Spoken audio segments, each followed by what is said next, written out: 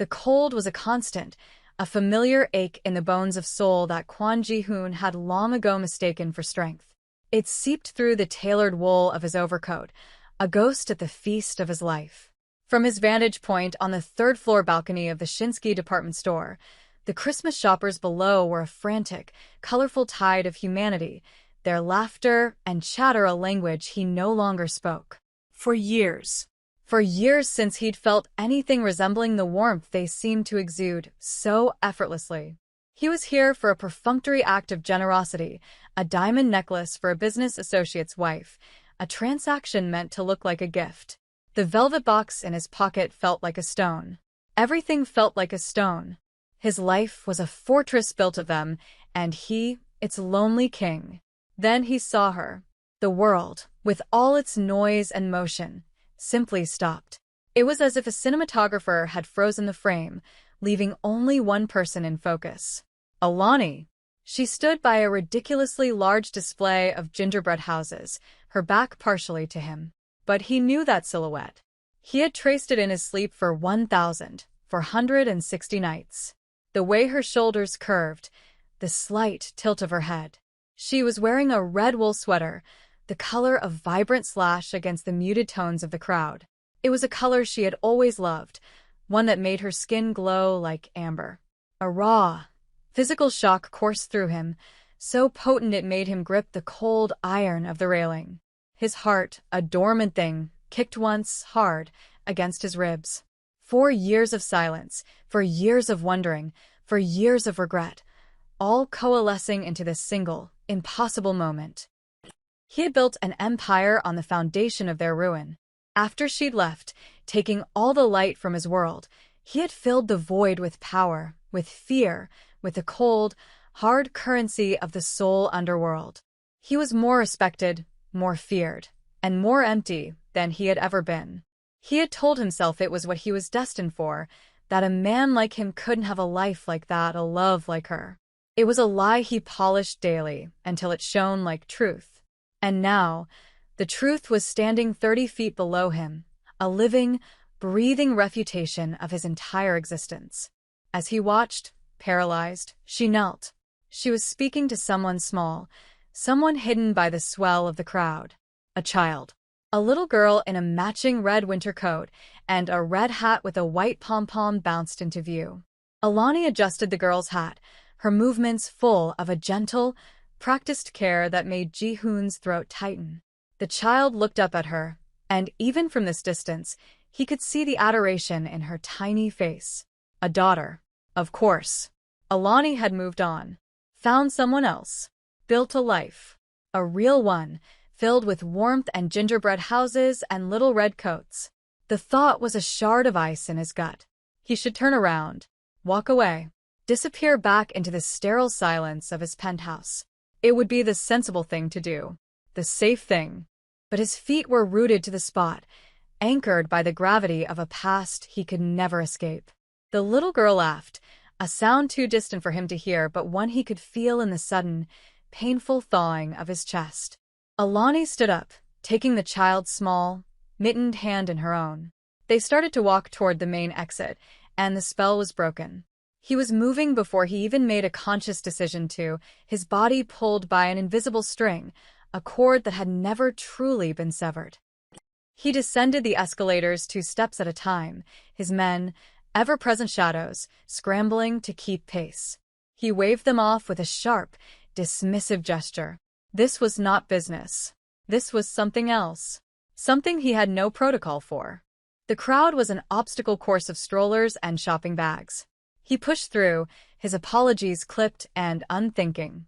He could see the back of her red sweater, the little red hat bobbing alongside it. They were nearing the revolving doors. He was running out of time. What would he even say? What could he possibly say after 4 years of letting the silence grow into a continent between them? His mind was a blank slate, wiped clean by the sheer, overwhelming force of her presence.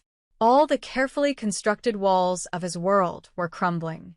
He saw them pause by the door, Alani kneeling again to speak to the little girl. This was his chance. His last chance. He closed the remaining distance, his footsteps suddenly deafening in his own ears. The scent of her perfume, the same subtle vanilla and sandalwood, hit him first. It was a scent he'd once known better than his own. It gut-punched him with 1,000 memories of lazy Sunday mornings, of tangled sheets, of her head on his chest. He stopped a few feet behind her. He could see the delicate curl of hair at the nape of her neck. He could see the faint wear on the heel of her boots. Real-life details that made her more tangible, more painfully present than any of his ghosts. He opened his mouth, the name a strange and foreign thing on his tongue. Alani. She froze. Her entire body went rigid, a statue carved from disbelief. For a long moment, she didn't turn, and in that silence, Ji-hoon felt the crushing weight of every day he had let pass without reaching out. Then, slowly, she rose to her feet and turned around. The recognition in her eyes was instant, followed by a wave of something more complex. Shock. Fear. A deep, resonant sorrow. Ji-hoon, she breathed, her voice a fragile whisper he almost didn't catch. Her hand instinctively tightened around the little girl's, pulling her closer until the child was partially hidden behind her leg. The girl peered out at him, her eyes wide and curious. They were dark, intelligent eyes. Familiar eyes. He felt a strange jolt, a flicker of recognition he couldn't place. "What are you doing here?" Alani asked, her voice steadier now, laced with a protective edge he knew all too well. It was the same tone she used to use when his world got too close to hers. "I was shopping," he said, the words sounding absurd. He gestured vaguely at the store around them, at the glittering chaos of the holiday season. "You? Here? In Seoul?" His mind raced. He'd had his people keep tabs on her after she left, a discreet, untraceable surveillance. He knew she'd gone back to the States, to Chicago. He'd stopped the reports 2 years ago. It was too painful, a daily reminder of all he had lost. When had she come back? And why? Before he could ask, the little girl spoke, her voice clear and high. "Mommy, who is that man?" She pointed a red-mittened finger at him. He looked sad. The observation, so simple and so brutally accurate, struck Ji-hoon with the force of a physical blow. He didn't know how to respond. Alani looked from him to her daughter, her expression softening for a moment before hardening again with resolve. She took a deep, shaky breath. "Ji-hoon," she said, her eyes locking onto his. "We need to talk. There's something you should know." The cafe she chose was small and quiet, tucked away in a side alley, smelling of roasted coffee beans and cinnamon. It was the kind of place they used to love, a world away from the gilded cages he now frequented.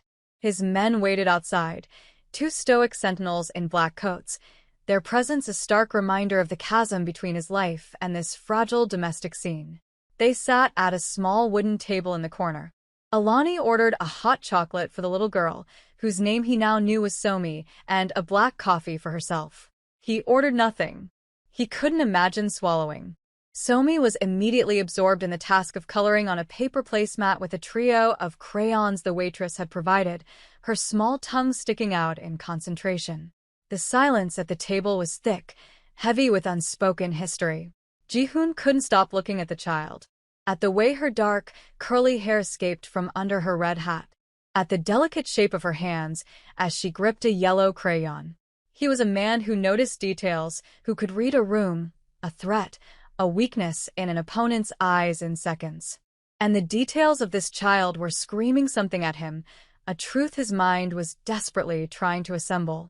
"She's 5, Alani said, her voice low. She didn't look at him, her gaze fixed on her daughter. The words hung in the air between them. 5. He did the math, his mind a cold, ruthlessly efficient calculator. They had divorced 4 years ago. The split had been abrupt, brutal. He'd come home one day to an empty apartment and a short, sterile note. "No explanación. No goodbye." Just gone. 4 years ago. The girl was 5. A cold dread, colder than the Seoul winter, began to pool in his stomach. He traced the timeline backward. 5 years ago, they were still together. They had been trying to bridge the ever-widening gap between his life and the one she wanted. 5 years ago was the last time their marriage had felt real, before the shadows had consumed it completely. He finally found his voice. "When did you leave?" he asked, the question rough, torn from his throat. "In March," she replied, still not looking at him. 4 years ago, March. He remembered. A miserable, rainy month. He had been consumed by a turf war with the Park family, sleeping in his office, coming home smelling of metal and smoke, if he came home at all. He remembered a fight, one of many, but this one had been different. She had begged him to walk away from it all. He had told her it wasn't possible, that this was his life, his legacy. He had chosen his kingdom over his queen. A week later, she was gone. She was born in October, Alani added quietly, as if delivering the final, fatal piece of evidence. October. 7 months after she left. The math was undeniable. The truth was there, sitting across from him, coloring a lopsided sun with a yellow crayon. This was not just any child. This was his child. His daughter. The floor seemed to drop out from under him. The air in his lungs turned to poison. He was a father. He had been a father for 5 years, and he had been living his life as if he had nothing, no one. The regret was a physical entity, a monster with claws that tore at his insides. He looked at Somi, really looked at her this time, searching for a piece of himself. And he found it.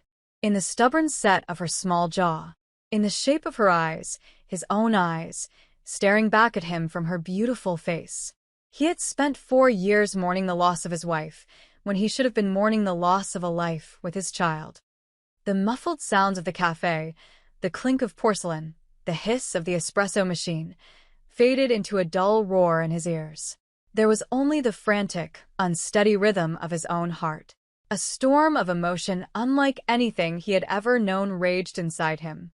It was a hurricane of regret, a tidal wave of sorrow, and beneath it all, a terrifying, fiercely protective love for this little girl he had only just met. A daughter. The word echoed in the vast, empty chambers of his heart. Somi. He tested the name silently. It felt both utterly foreign and profoundly right. Alani was watching him now, her guard up, her expression an agonizing mix of fear and fragile hope. She was waiting for his reaction, for the explosion, the denial, the anger. He could see the tension in her shoulders, the way she held her coffee cup with white-knuckled hands. She had carried this secret alone for 5 years. She had protected their daughter from him, from his world, and he couldn't even blame her. He had given her every reason to. He looked from Alani's worried face to Somi's innocent one. The little girl had abandoned her son and was now meticulously drawing a stick figure with wild, scribbled hair. His stick figure, he realized, was frowning. "Why didn't you tell me?" The words were quiet, devoid of the anger she probably expected. They were just hollow. Aching. "Would you have believed me?" she countered, her voice trembling slightly. "Or would you have thought it was a trap? A way to get something from you?" He had no answer because she was right. 4 years ago, he was a man who saw threats and leverage in everything, even love. "I left to protect her, Ji-hoon," she continued, her voice gaining strength. "From that life. From them. From the man you were becoming, the man he had become." The words landed like stones. He finally broke his gaze from them and stared down at his own hands, resting on the table. They were large, calloused, capable of breaking bones and signing death warrants. They were not the hands of a father. He had to be better. He had to be different. Now. He looked up, met Alani's eyes, and then shifted his gaze to his daughter. He spoke one sentence, a declaration that changed the axis of his world. "She's mine." It wasn't a question. It was a statement of fact. A claiming. An oath. Alani's carefully constructed composure finally shattered. A single tear traced a path down her cheek, and she nodded, a small, jerky movement. At the sound of his voice, Somi looked up from her masterpiece, her dark eyes curious. "Are you going to stop being sad now?" she asked him, her head cocked to the side. "The picture needs a smile." He insisted on driving them home. The silence in his black Genesis G90 was a living thing, thick and charged with 5 years of unsaid words. Somi was in the back, safely buckled into a booster seat that looked comically out of place against the plush leather. She had fallen asleep almost immediately, her small face peaceful, her red hat askew. Her presence transformed the sterile luxury of the vehicle. The air, usually tinged with the scent of expensive leather and his own cold cologne, now carried the faint, sweet smell of chocolate and crayons. It was the smell of a life he knew nothing about. Alani sat in the passenger seat, staring out at the blurred Christmas lights of the city. She looked exhausted, the adrenaline of their encounter fading into a deep weariness. He wanted to ask her 1,000 questions. Why Seoul? Why now? What was her life like? But the words wouldn't form. Instead, he found himself asking the simplest one. Why did you come back? She was quiet for a long time, watching the snow begin to fall in fat, lazy flakes. He's gone, she said finally. Who? Chairman Park. I read he had a heart attack a few months ago. His son took over. They said the old ways died with him. Ji-hoon's hands tightened on the steering wheel. Chairman Park had been his most bitter rival, a man of old-school brutality. His death had, ironically, made the streets more dangerous, as his volatile son scrambled to consolidate power.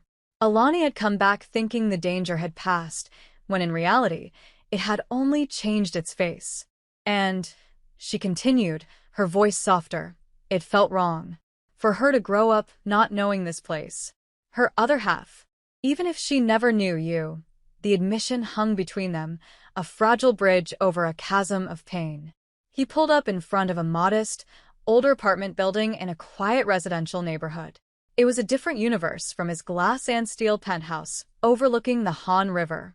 This was a place where people lived, not just existed. He turned off the engine, and the silence returned, broken only by the soft sound of Somi's breathing. Let me help you, he said, the words feeling clumsy, inadequate. With money, a better place, security. Alani turned to face him, her expression unreadable in the dim light of the dashboard. No, she said, her voice firm. Thank you, but no. I don't want that life for her, Ji-hoon. I don't want your money or your men. I want her to have a normal childhood. That's why I left. That's the one thing I can give her. He watched as she gently unbuckled a sleeping Somi and lifted her into her arms. He got out and opened the door for her, an unfamiliar, chivalrous gesture. He walked them to the entrance of the building, the snow dusting their shoulders. Through the glass doors, he could see a lobby decorated with handmade paper chains and children's drawings of Santa Claus. It was a home. He felt a pang of longing so sharp it almost buckled his knees. He was a king in an empty castle, and she had built a life, a real, warm, loving life, without him. A few days passed in a haze of unreality. Ji-hoon moved through his life like a ghost, the brutal mechanics of his business feeling distant and absurd. His lieutenants noticed the change. The cold, calculating focus in his eyes had been replaced by something else, something they couldn't name. He had his people run a new, comprehensive, and completely invisible surveillance on Alani and Somi. He learned that Alani was teaching English at a private academy nearby. He learned that Somi loved the swings at the local park and had a passion for strawberry-flavored milk. These small, domestic details were like jewels, precious and rare, and he hoarded them. He decided to see them. He didn't call. He knew Alani might say no, might still be too scared. He bought a gift for Somi, a beautifully illustrated book of Korean folk tales. It felt more appropriate than the mountain of expensive toys he had initially considered. He was learning. He drove himself, dismissing his driver, needing the solitude to calm the frantic beating of his heart.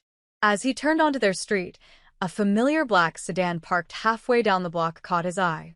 It was nondescript, but he knew the model, knew the slight tint of the windows. Park's men. A cold, paralyzing dread washed over him. They knew. They had somehow tracked Alani to Seoul. Or worse, they had found her through him. His world was bleeding into theirs. This was Alani's worst fear made manifest, and it was his fault. His first instinct was primal. To get out of the car, to drag them from theirs, to end the threat with the swift, brutal efficiency he was known for. but he stopped himself. That was the old way. That was the violence Alani had run from. It would only terrify her and Somi and prove he hadn't changed at all. He couldn't be a monster in front of his daughter's home. He reversed slowly, pulling into an alley where he could watch unseen. He took out his phone, his fingers steady despite the rage coursing through him. He dialed his second-in-command, Lee. "There is a black Hyundai Sonata, license plate 73 Go, 4819 on Alani Street," he said, his voice pure ice. "I want it gone. I want the men inside it to vanish. No nois. No trace. No one ever finds them. Do you understand me?" "Yes, sir," Lee replied, the professional calm in his voice a stark contrast to the storm in Ji-hoon's chest. "Consider it handled," he hung up. This was the new way. He would use the power and darkness at his command not for gain or for territory, but as a shield. He would become a silent, invisible wall around them, and he would let nothing through. Protecting them was now his only purpose. It was the only mission that mattered. He waited a day, giving Lee's men time to do their work, before he went to see her. He found them at the park he now knew Somi loved. It was late afternoon, and the winter sun was casting long, golden shadows across the snow. Somi, a tiny bundle of red against the white landscape, was on the swings, laughing as Alani pushed her higher and higher. Ji-hoon stood at the edge of the playground for a long time, just watching them. This small, perfect circle of warmth. He felt like an intruder, a creature of the night stumbling into the daylight. Finally, he took a breath and walked toward them. Alani saw him first. Her smile faltered, and she stopped pushing the swing. Somi, however, broke into a wide grin.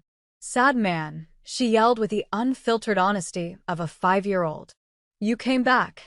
Alani shushed her gently, a faint blush on her cheeks. "Somi, that's not his name." "What is it then?" Somi asked, her swing slowing to a gentle arc. Alani looked at him, a question in her eyes. "My name is Ji-hoon," he said, his voice softer than he intended. To Somi, he added, "It's very nice to see you again." He held out the gift-wrapped book. "This is for you." Somi looked to her mother for permission. Alani hesitated for a fraction of a second before giving a small nod. Somi scrambled off the swing and took the book with a serious expression, carefully tearing at the paper. As she became absorbed in the colorful pages, Ji-hoon turned to Alani. "I need to tell you something," he said, his gaze unwavering. "I understand now. Why you left. Why you didn't tell me." You were right to do it." Her surprise was evident. She had likely been steeling herself for a fight, for demands and ultimatums. "I was a king in an empty castle," he went on, the words tasting like ash. "I had everything, and I had nothing. I didn't see it then. But I see it now." He looked over at their daughter, who was tracing the image of a dragon with her little finger. A wave of profound love, so fierce it was painful, washed over him. He looked back at Alani. "I will not let that world touch her," he said, his voice low and intense. "Or you. I swear it. I'm not going anywhere." It wasn't a grand, romantic declaration. It was a promise. A simple, powerful, unbreakable vow. He saw the last of her defenses crumble. The fear in her eyes was replaced by a tentative, fragile trust. The spark between them, the one he thought had been extinguished 4 years ago, flickered back to life. It wasn't the wild, passionate fire of their youth. It was something quieter, deeper. A warm, steady flame against the encroaching darkness. In the weeks that followed, Ji-hoon began the slow, arduous process of untangling himself from the life he had built. It was like trying to dismantle a skyscraper from the inside without anyone noticing. He delegated meetings, rerouted illicit shipments to trusted lieutenants, and began to systematically withdraw from the day-to-day operations. He started to build a firewall between Kwon Ji-hoon, the businessman, and Ji-hoon, the father. His real work now took place in stolen hours. He spent afternoons at the park, learning the precise height Somi liked to be pushed on the swings. He learned that her favorite color was not red, as her coat suggested, but a very specific shade of sunny yellow. He learned that she hated pickles with a violent passion and that she firmly believed her stuffed rabbit, Detective Hops, was a real investigator on a secret mission. These were the details that mattered. They were the bricks and mortar of a life he was desperately trying to build. One evening, he was at their apartment. Alani had hesitantly invited him for dinner, and he had accepted so fast he was afraid he sounded desperate. He sat on the floor of her small, warm living room, surrounded by a chaotic explosion of Lego bricks, trying to follow Somi's very specific instructions for building a princess castle. "No, not there," she commanded, pointing a small finger. "The sparkly tower goes on top. It's for the dragon to sleep, of course," he said with a seriousness that matched her own. "My mistake." His phone buzzed in his pocket, a distinct vibration he had set for Lee. "A problem." Urgent. His old instincts screamed at him to answer it, to take control, to handle the threat. He looked at Somi's focused face, at the Lego tower in his hand, at Alani watching them from the kitchen doorway with a soft, hesitant smile. He reached into his pocket, pulled out the phone, and pressed the button to silence the call, without even looking at the screen. He tossed it onto the couch. It could wait. All of it could wait. Alani's smile widened. She didn't say anything, but he saw the understanding in her eyes. It was a small action, a simple choice, but it was everything. He was choosing them. He was choosing this small, bright room over his dark, sprawling empire. He was choosing to build a Lego castle for a princess and her dragon. Later that night, after Somi was asleep, he and Alani sat in the quiet living room, nursing cups of tea. "She asks about you," Alani said softly. "She wants to know if you're her father." "What do you tell her?" he asked, his heart clenching. "I tell her you're a friend of Mommy's." "A special friend." She looked at him, her vulnerability a quiet offering. "I don't know what else to say, Ji-hoon. Tell her the truth," he said, meeting her gaze. "Tell her I am her father. And I'm not going to be sad anymore." Christmas morning arrived, not with a flurry of activity, but with a quiet, sacred hush. Ji-hoon hadn't gone back to his penthouse. He had fallen asleep on Alani's couch, a worn but comfortable quilt pulled over him. He awoke not to an alarm, but to the sound of soft giggling. He opened his eyes to see Somi standing a few feet away, her eyes wide with excitement, a finger pressed to her lips. The living room was bathed in the warm, multicolored glow of the small Christmas tree in the corner. It was a real tree, slightly lopsided, decorated with handmade ornaments and strings of popcorn. It was the most beautiful thing he had ever seen. "He came," Somi whispered, pointing a shaky finger at the few presents under the tree. He sat up, the quilt falling away, and smiled. "He did." Alani appeared in the doorway from the kitchen, a mug of coffee in her hands, a real, unguarded smile on her face.